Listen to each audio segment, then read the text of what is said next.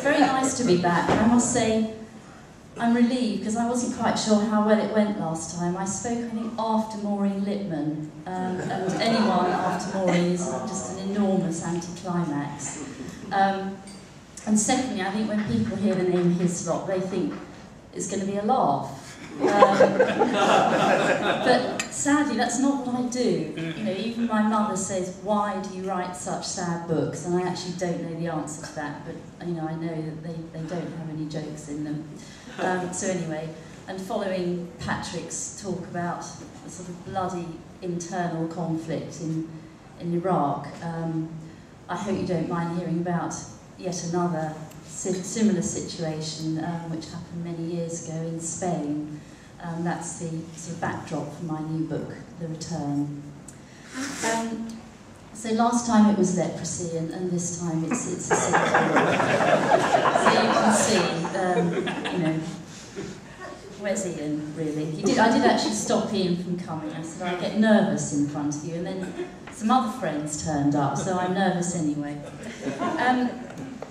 The book is set not just in the Civil War, but in the years that followed the Civil War in Spain, during the period when Franco was still there, as he was until 1975.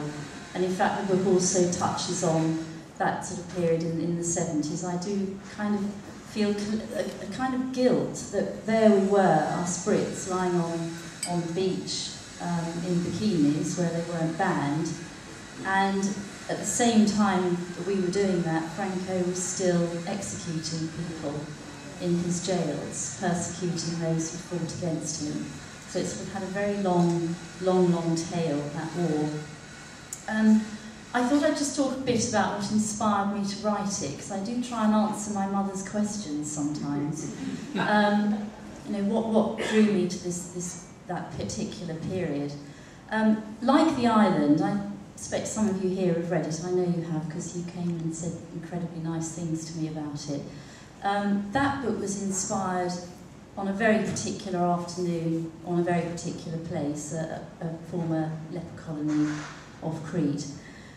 And I wasn't actually looking particularly. I mean, I was sort of asked by my publisher to write another novel, but I knew I couldn't kind of force myself to write another book. I was going to have to wait until some kind of idea came to me. So in a sense, a time-killing exercise for me. I went off to Granada in southern Spain to learn how to dance. It was a piece for the Sunday Telegraph. And I'm sure lots of people here dance, lots of women probably love dancing. And I was having a tremendous time, very frivolous week.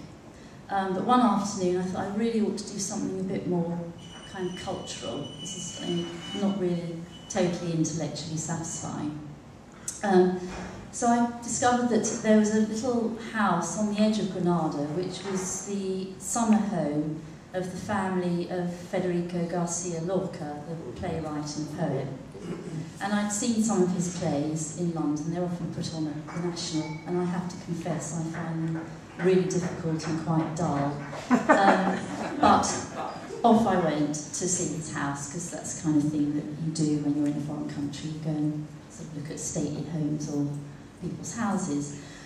And it was quite a bland house in the middle of a very uninteresting park. But inside there was a lot about Lorca's life, and I, in my ignorance, hadn't known that he had actually been assassinated. He was one of the very early victims of the Spanish Civil War. And he died, I think, in his 30s, he was something like 36, and he was a tremendously loved figure, a sort of icon in Spain. And I was trying to think, well, what was his equivalent? And I think he was a little bit like Stephen Fry is here. He was obviously very funny and incredibly clever and very warm and a bit left-wing, I suspect, and also homosexual. And I think that was why he was arrested a month into the Civil War and taken out into the countryside and shot for no legal reason at all. And that actually shocked people in Spain at the time. They thought this civil war is happening, and there's somebody totally innocent massacred in that way. and his body has never been found, never dug up. It's still, there's a lot of mystery surrounding exactly where he is. Anyway, that rather sad fact of the war sort of stirred my interest.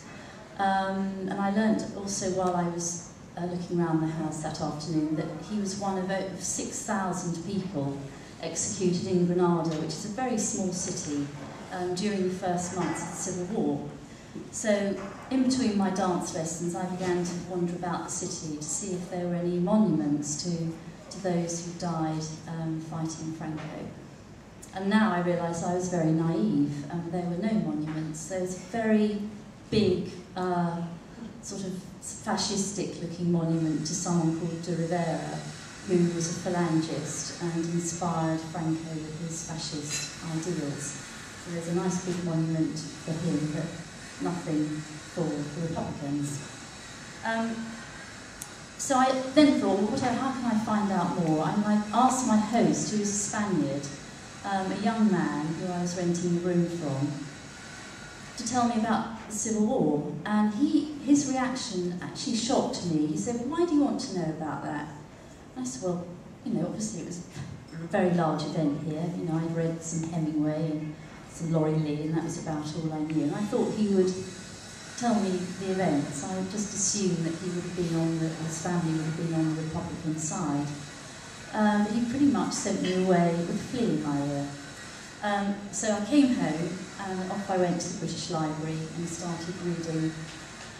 And there are now 20,000 books written about that 3-year conflict. It's like being at the bottom of a mountain you'll never ever get to the top of. And I felt that what would have been wonderful would be to speak to people who'd lived through it. And I, as someone who has to, obviously, when you live in the country, you can't, as I do, you can't always go to the British Library. So I started looking on the internet. And I despise the internet, really. I rarely find anything useful. There's a lot of filth, but nothing you really want. And again, naively, I typed in the word, out of sort of desperation to find something really useful, I typed in the word Basque, well, Jeremy knew what it meant. It's a sort of slightly kinky piece of women's underwear. The sort of thing that, you get in Anne Summers with, a suspender belt attached. So I typed in Basque, thinking maybe something will come up on what happened in the Basque country. Anyway, lots of filth. But then among these things that came up was this Basque Children of 37 Association. So I dived into that, and that led me to some remarkable people who did talk to me. So ironically, the sort of real oral history that I used in my book, or was inspired by, was from some amazing elderly people now in their 80s who live in England. During 1937, Bilbao was being bombarded and the port was blockaded, and the people there were starving, and they were, many of them, killed, and people with small children were very, very afraid for their welfare. And the UK government very reluctantly agreed to allow one single boat of Basque children to come over to England. They didn't pay for their passage or their upkeep. They were allowed to come on the basis that they would be supported by voluntary donation. Anyway, on this boat, the Havana, in May 37, 4,000 children came over, and they thought it would just be for a few months. Many of them did go back when the war ended, but a few of them never went back, because in the meantime their parents were either imprisoned or they had been killed. And 3 of them in particular talked to me and shared their memories, and they have remarkable, vivid memories of that day. So I think that their description, I suppose, although they were in their 80s, when I was listening to them, in my mind, became a parent. I imagined what an extraordinary sacrifice, to wave goodbye to your small children going off across to a country that you had no idea what it looked like. Not quite sure when you'd see them again. And it was their sort of stories that really inspired me to write this book, which is, sadly, it's about what civil war does not just to a country but to individual families.